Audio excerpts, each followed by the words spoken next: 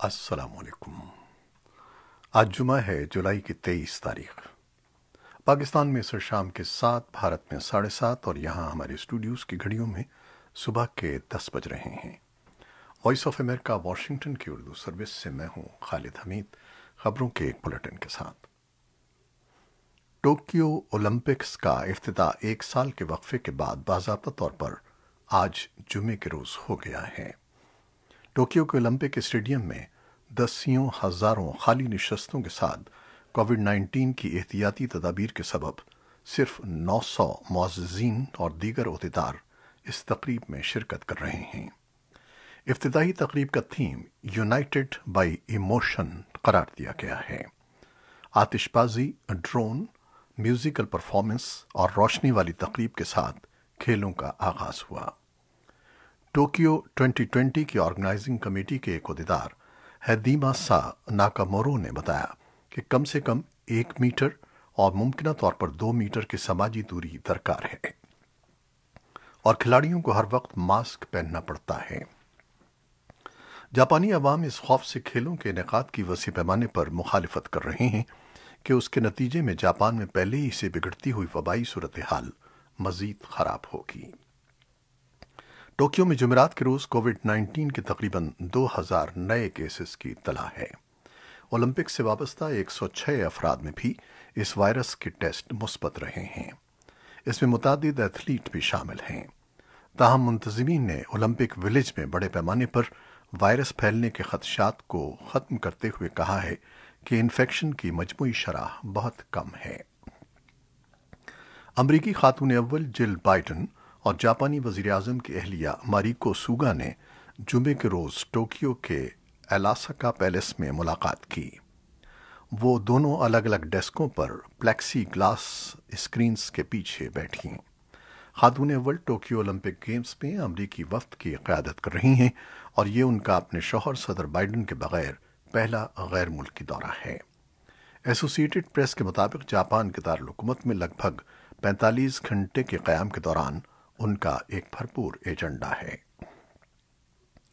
پاکستان کے وزیر خارجہ شاہ محمود قریشی چینی ہم منصب وانگ یی کی دعوت پر جمعے کو 2 روزہ دورے پر چین پہنچ رہے ہیں۔ اس دورے کے دوران اعلیٰ پاکستانی عہدیداروں کا ایک وفد بھی وزیر خارجہ کے ہمراہ ہے۔ یہ دورہ ایک ایسے وقت میں ہو رہا ہے جب رواں ماہ پاکستان کے شمال میں داسو پن بجلی کے منصوبے پر کام کرنے والی چینی کمپنی کی ایک بس پر ایک حملے میں 9 چینی کارکنوں سمیت 13 افراد ہلاک ہو گئے تھے۔ بعض تجزیہ کاروں کا کہنا ہے کہ وزیر خارجہ کے دورے کو اسلام آباد اور بیجنگ کے درمیان داسو بس حملے کے بعد بعض معاملات پر پیدا ہونے والے بظاہر عارضی تناؤ کو عالمی اعلیٰ سفارتی سطح پر دور کرنے کی کوشش قرار دیا جا رہا ہے۔ پاکستان کے شمالی علاقے گلگت بلتستان میں حکام نے اہم بین الاقوامی شاہراہ قراقرم کو ہر قسم کی آمد و رفت کے لیے کھولنے کی تصدیق کی ہے۔ وزیر اعلیٰ کے ترجمان علی تاج نے بتایا ہے کہ صوبائی وزیر بیرسٹر محمد خورشید نے جمعے کے روز مختلف مقامات کا دورہ کر کے اس شاہراہ پر آمد و رفت کا سلسلہ جلد بحال کرنے کی ہدایت کی تھی۔ شاہراہ قراقرم کو 20 جولائی کی صبح ضلع دیامر میں 9 مقامات پر پہاڑی تودے گرنے کے بعد آمد و رفت کے لیے بند کر دیا گیا تھا۔ ادھر عید کے پہلے روز قبائلی ضلع باجوڑ کی جھیل میں کشتیوں کے حادثے میں لاپتہ 3 افراد کی تلاش کا سلسلہ جاری ہے۔ جمعرات کے روز امریکی محکمہ دفاع کے ایک عہدیدار نے اپنا نام ظاہر نہ کرنے کی شرط پر وائس آف امریکہ کو بتایا کہ امریکہ نے گزشتہ 30 دن میں طالبان پر قابو پانے کی کوشش کرنے والی افغان سیکیورٹی فورسز کی مدد کے سلسلے میں افغانستان بھر میں لگ بھگ نصف درجن فضائی حملے کیے ہیں۔ اس سے پہلے امریکی عہدیدار انکار کرتے رہے ہیں کہ امریکی فورسز نے افغانستان سے انخلا کرتے ہوئے وہاں موجود افغان زمینی فورسز کی کسی بھی طور مدد کی ہے۔ افغان وزارت دفاع نے کہا ہے کہ افغان سیکیورٹی فورسز نے جمعے کے صبح ہرات میں صوبے کاروخ ضلع واپس لے لیا ہے۔ ہرات ملٹری کونسل نے دعویٰ کیا ہے کہ اس کارروائی کے دوران 15 طالبان مارے گئے ہیں۔ طالبان نے افغان وزارت دفاع کے دعوے پر اب تک کوئی تبصرہ نہیں کیا ہے۔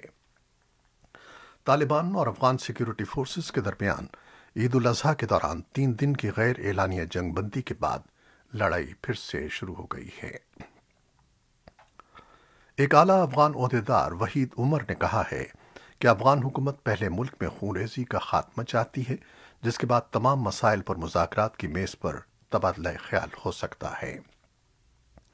دوحہ میں مقیم طالبان کے ترجمان سہیل شاہین کے کسی جنگ بندی سے پہلے ایک نئی حکومت کے قیام کے بارے میں معاہدے سے متعلق ریمارکس پر اپنے رد عمل میں صدر اشرف غنی کے بین الاقوامی تعلقات کے مشیر نے کہا کہ جنگ بندی کے بعد مذاکرات کی میز پر ہر مسئلے پر بات ہو سکتی ہے۔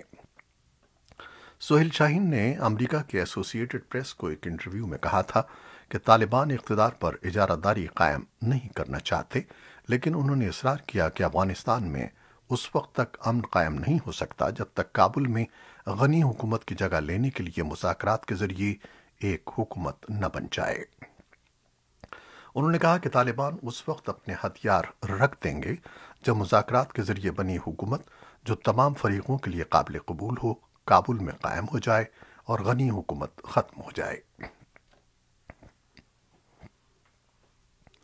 امریکہ کے 2 درجن سے زائد میڈیا اداروں اور آزادی صحافت کی تنظیموں نے حکومت سے مطالبہ کیا ہے کہ ان افغان شہریوں کی مدد کی جائے جو غیر ملکی ذرائع ابلاغ کے ساتھ کام کر چکے ہیں اور جس کے نتیجے میں انہیں طالبان سے خدشات لاحق ہو سکتے ہیں۔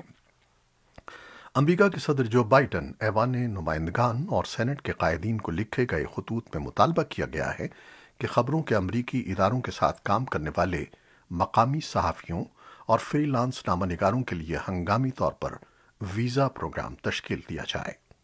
خط میں کہا گیا ہے کہ امریکی میڈیا کے ساتھ وابستگی کے باعث طالبان متعدد میڈیا کارکنوں کو انتقام کا نشانہ بنا سکتے ہیں۔ خط پر دستخط کرنے والے میڈیا اداروں نے امریکہ پر زور دیا ہے کہ افغانستان میں موجود تقریباً 1000 میڈیا ورکرز اور ان کے اہل خانہ کی فوری مدد کا بندوبست کیا جائے، بالکل اسی طرح جیسے کہ امریکی حکومت نے امریکی فوج کی مدد کرنے والوں کے لیے کیا ہے۔ ریڈیو ٹیلی ویژن ڈیجیٹل نیوز ایسوسی ایشن کے انتظامی سربراہ ڈین شیلی بھی مراسلے پر دستخط کرنے والوں میں شامل ہیں۔ طالبان یہ الزام مسترد کرتے ہیں کہ وہ آزادانہ طور پر کام کرنے والے میڈیا کو نشانہ بناتے ہیں۔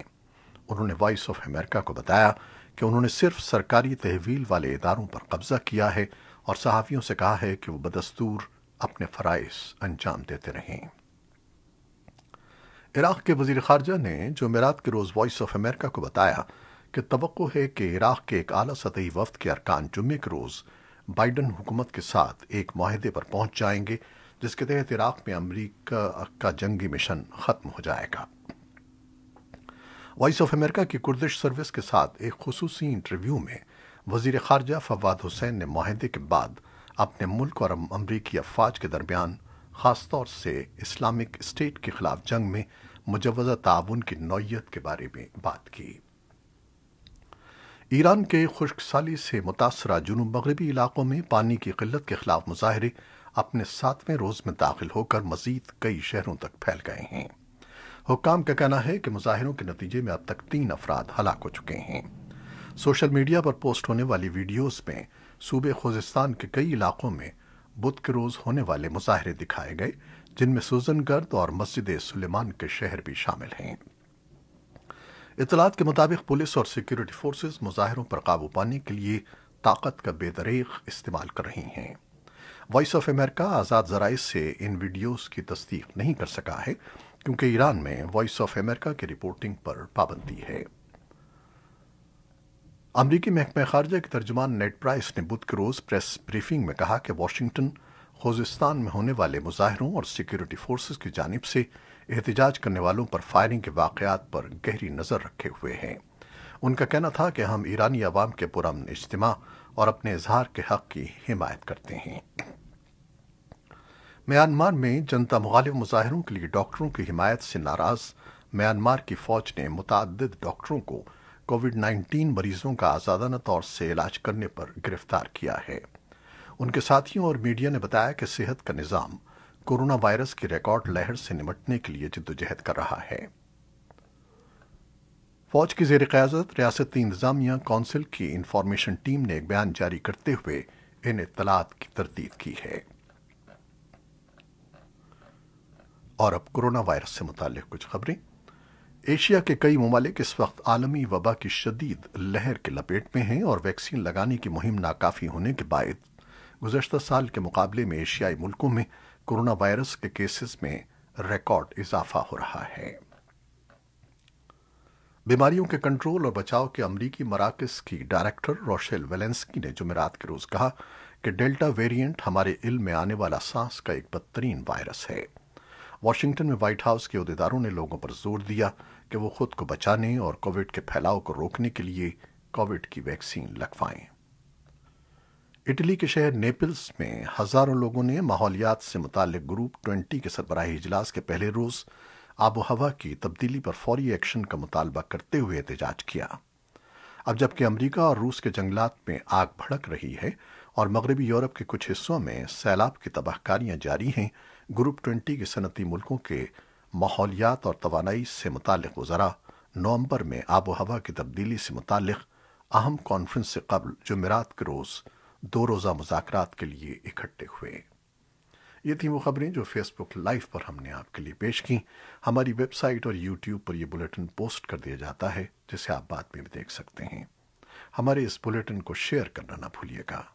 खालिद हमीद को अब इजाज़त दीजिए। अल्लाह हाफिज़।